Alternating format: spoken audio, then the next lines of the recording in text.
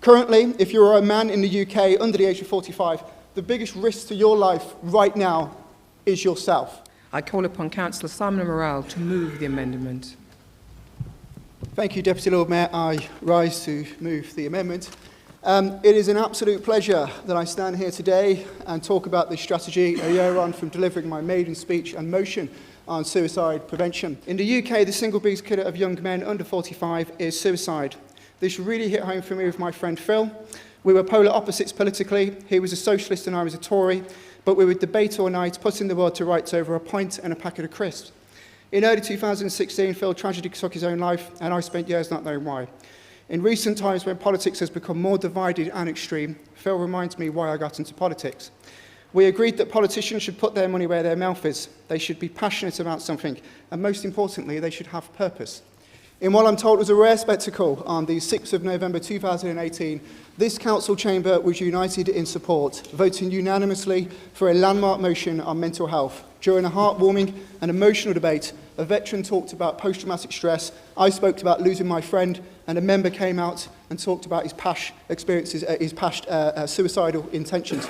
I concluded that debate by saying, as the largest council in Europe, we should strengthen our resolve as a city and have a zero tolerance to suicide.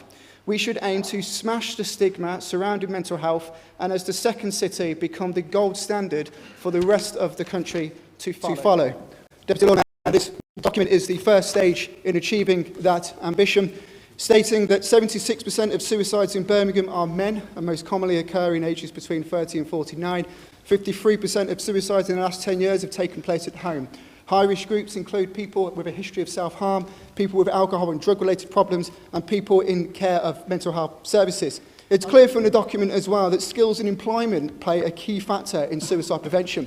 Adults who live alone are significantly more likely to have common mental disorders. Mental health and skills trainings are two areas that I am deeply passionate about. People require purpose in their lives. They need to be appreciated. Dare I say, they need to feel loved. It's one thing to say we need people to talk about their feelings. It's another to simply say thank you, I appreciate you, and I value your work.